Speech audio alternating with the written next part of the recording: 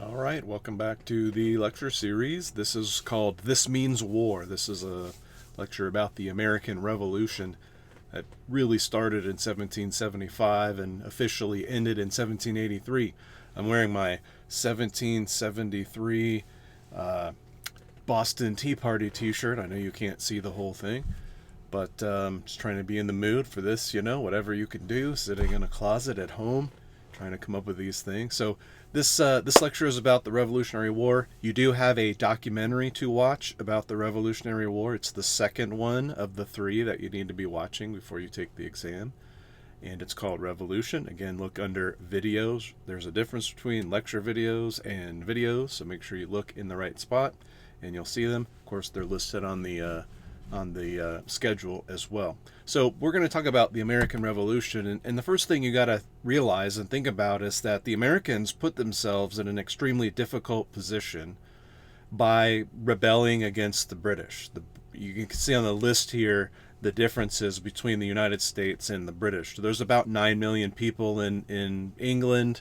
There's about 2.5 million colonists that'll make up the 13 colonies that are rebelling. But keep in mind, there are other British colonies. Canada, for example, has a decent population, and they are still part of the British Empire. So they will be on the side of the British, of course, during this war. So they're right there.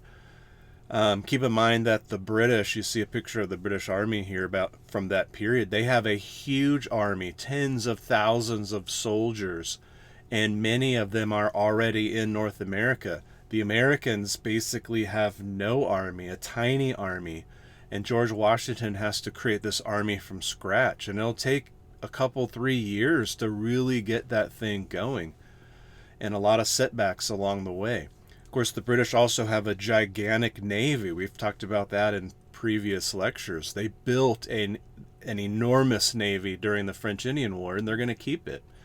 And the Americans try to build a navy, and they'll build a handful of warships, but they'll never be as big or as powerful as the British, and they'll never have anywhere near as many.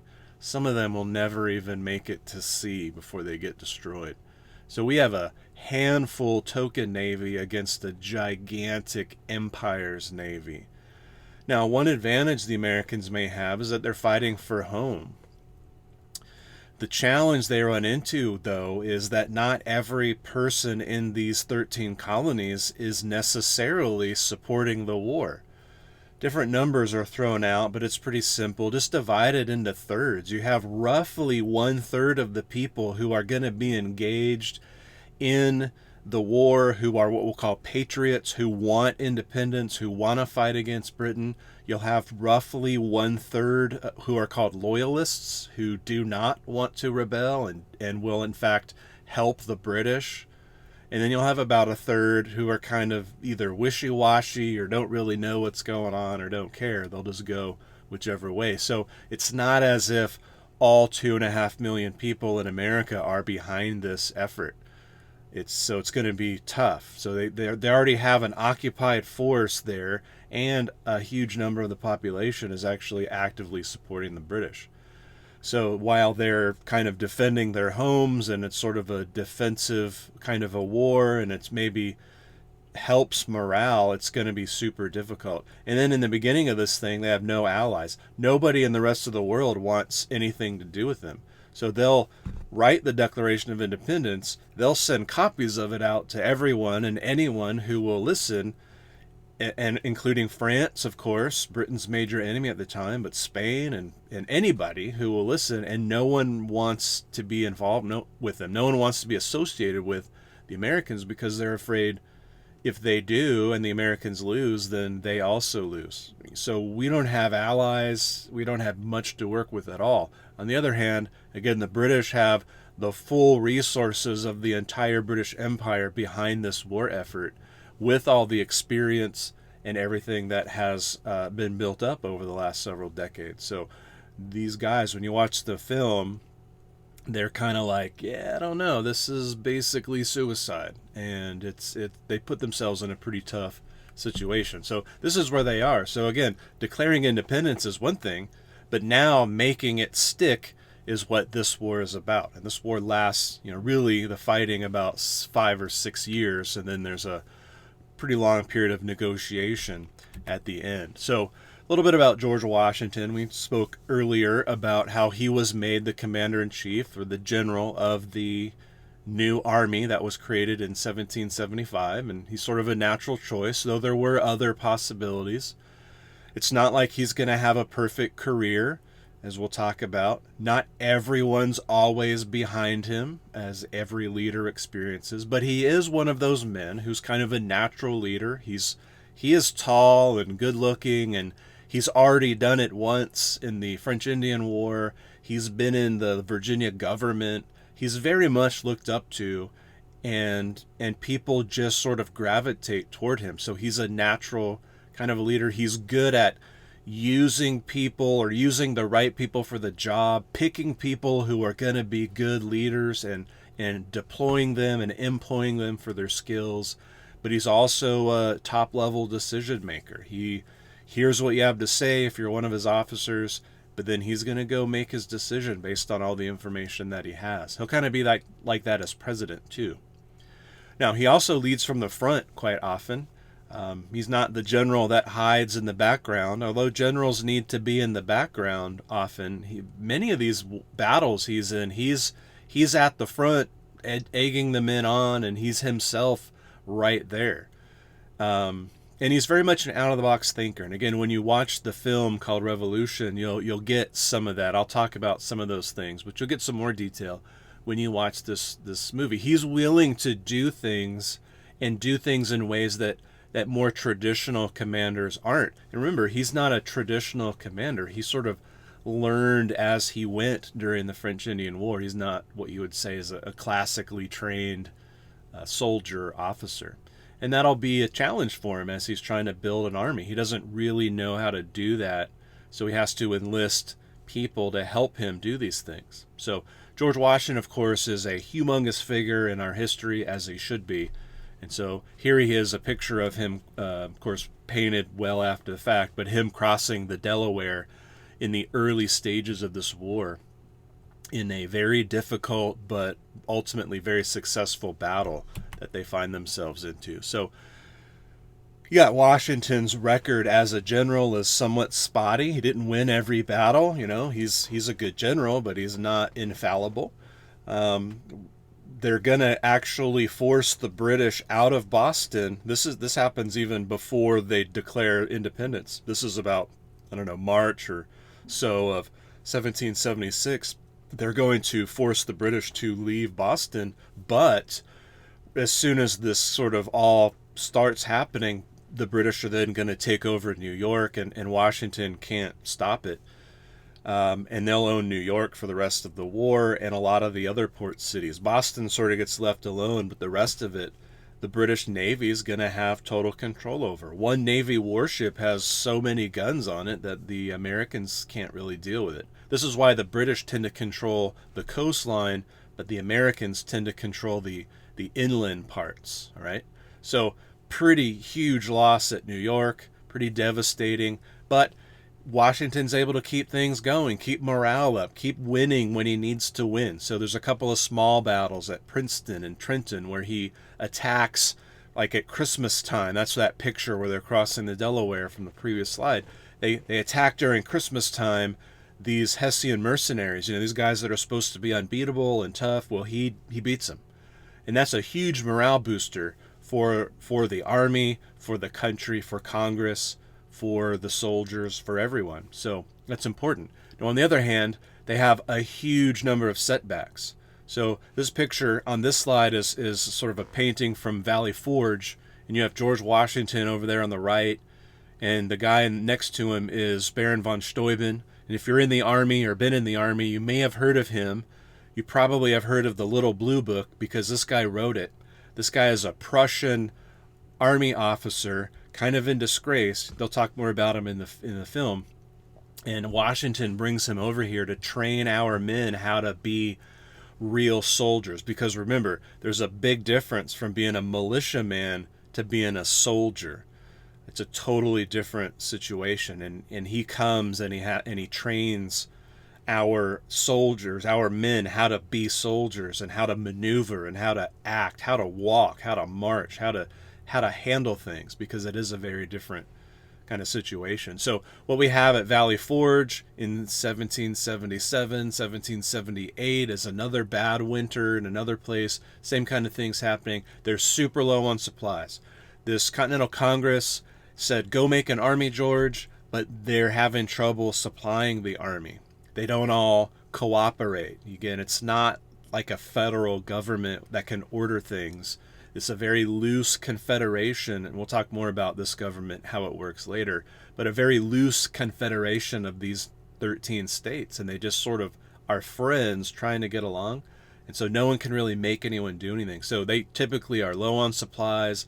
That's food, that's clothing, uniforms, that's guns and ammunition, and they're in bad shape. And in Valley Forge, some of them are almost naked. People don't have boots, and they're still having to move and fight. They're out of food. Again, the video will kind of explain this a lot. But Washington's able to kind of hold them together and kind of keep morale going. And von Steuben's going to come in and help train people.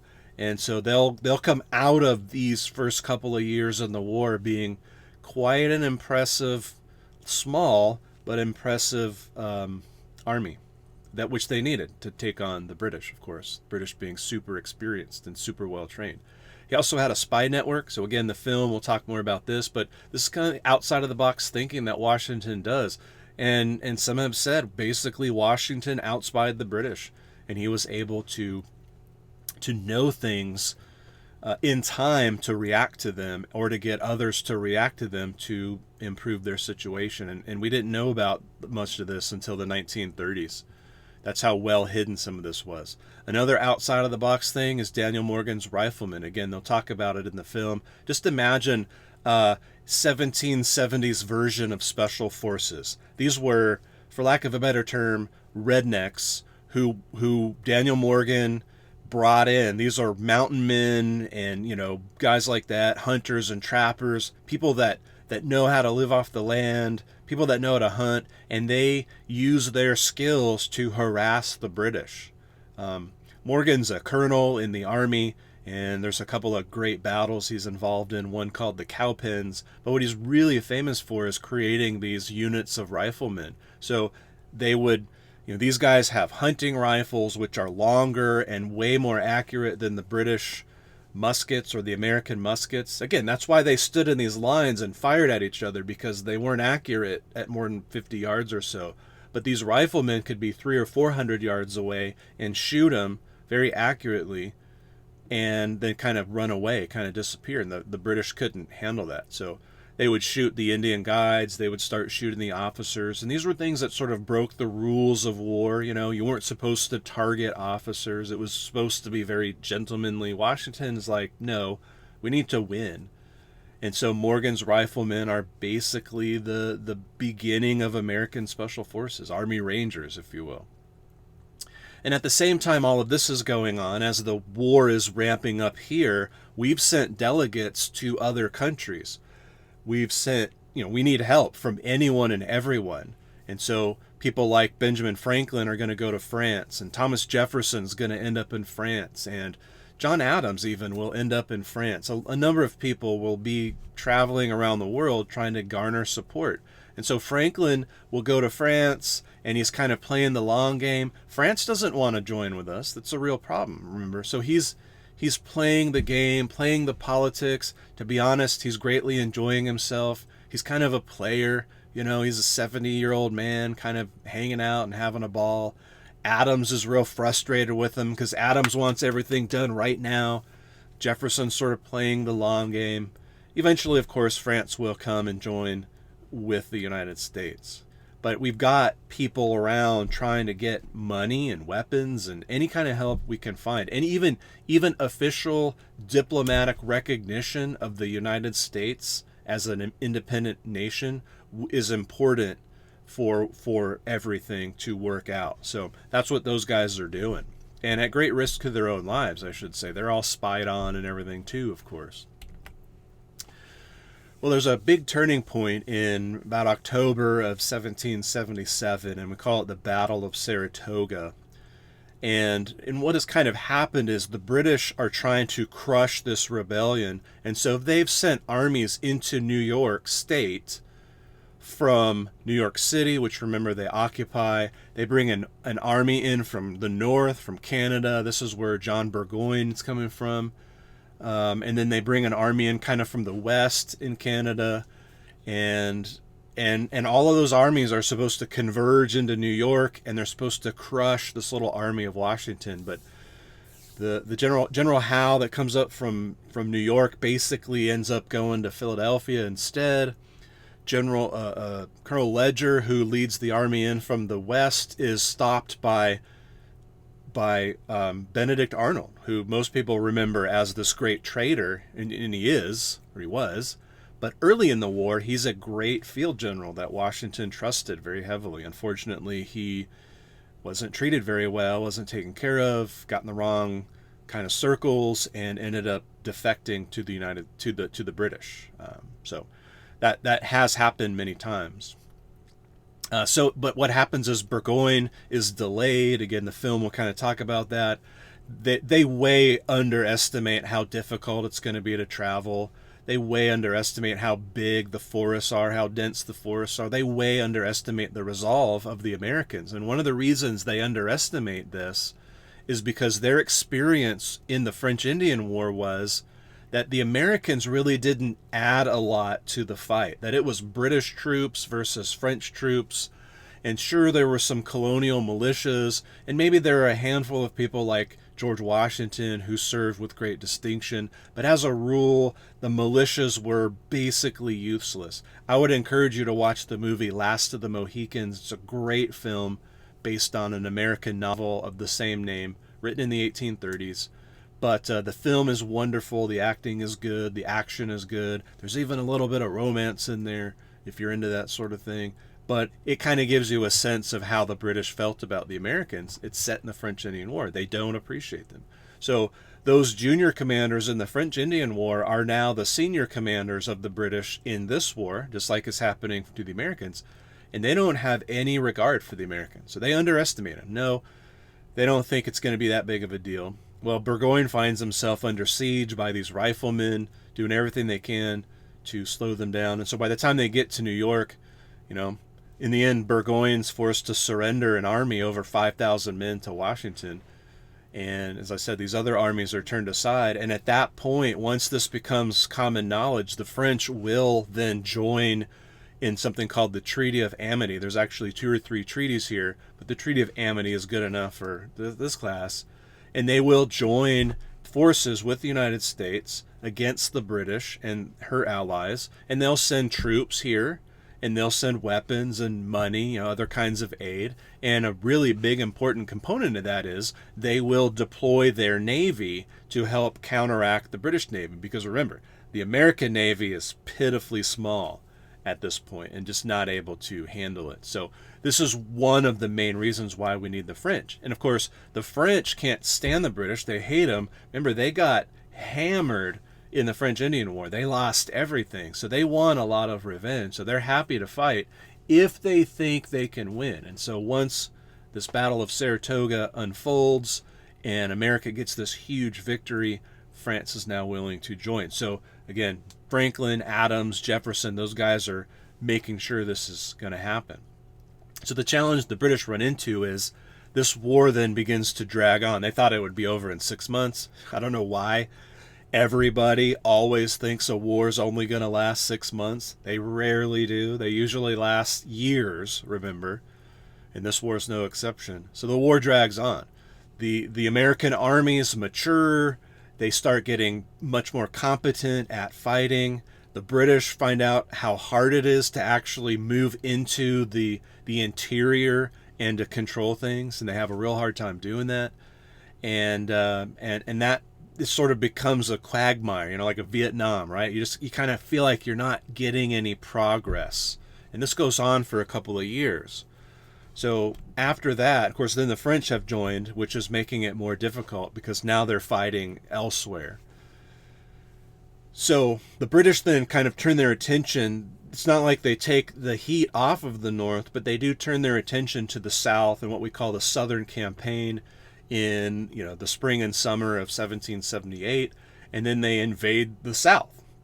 If you've watched the movie called The Patriot, for example, with Mel Gibson and Heath Ledger and Jason Isaacs and others, that movie is set during the American Revolution, but specifically during during the British invasion of the South, during the Southern Campaign. Again, another really good movie, not totally historically accurate, but it gives you a sense of what was going on in the Southern Campaign. So one of the reasons the British choose to do that is because in the South there are, by percentage, more loyalists in the South. So more people who are loyal to the British. So that number of 1/3, 1/3, 1/3 we talked about earlier is just sort of a generalization over the whole population.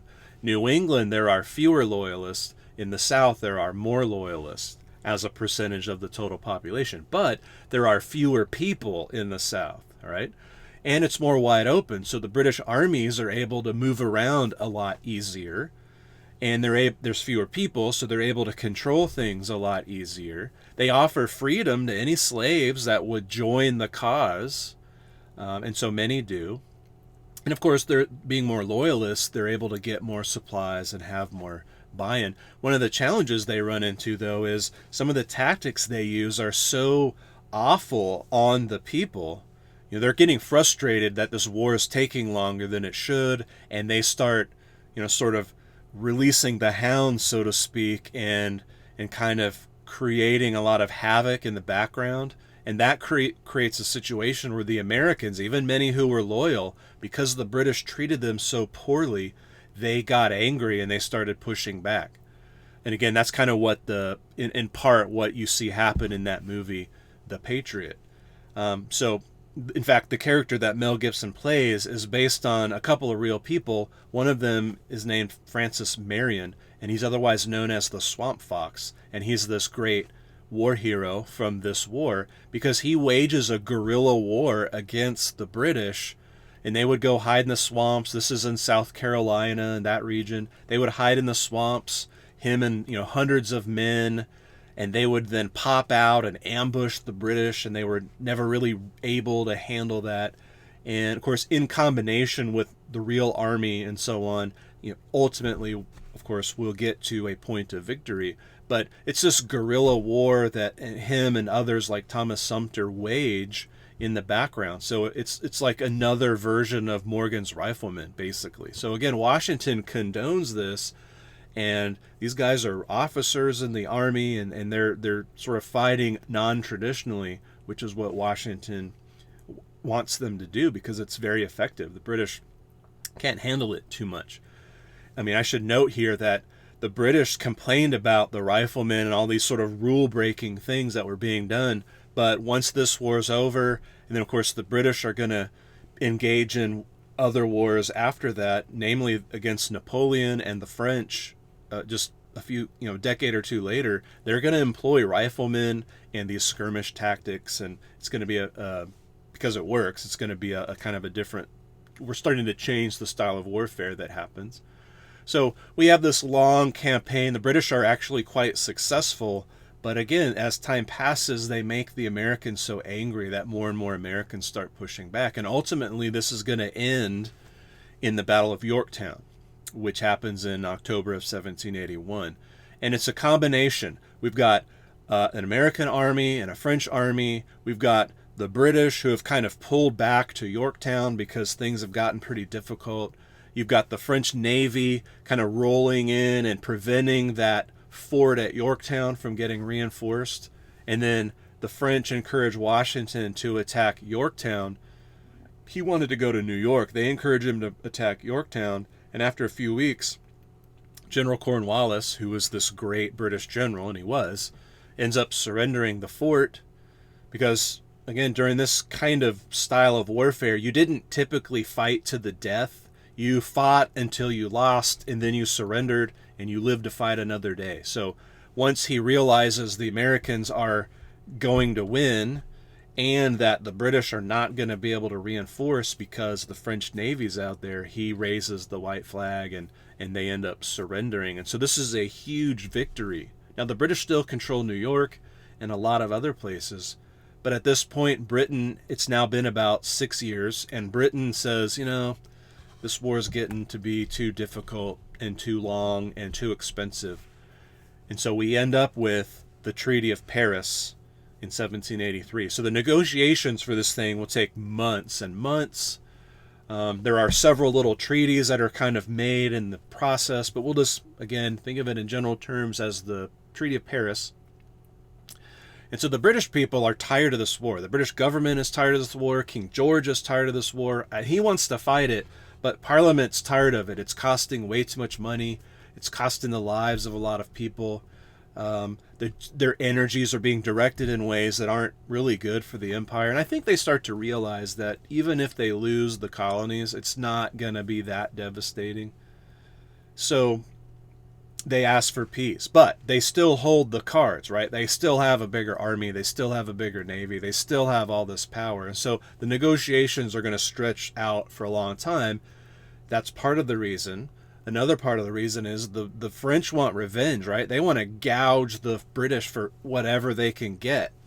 And you can see on this map, the French don't really get anything out of this, at least not here.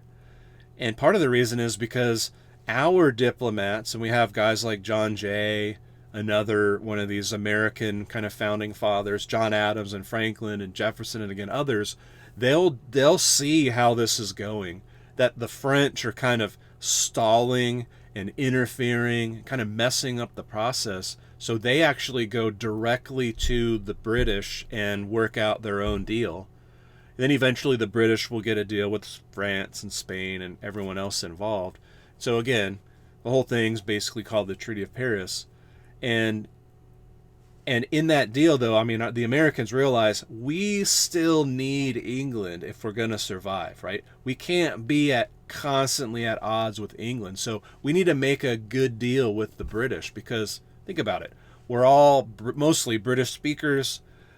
Most of our connections monetarily or business-wise or commercially are in Britain. Yes, we want to be able to settle the French or the Spanish or whoever, but the reality is we're still very closely tied to the British.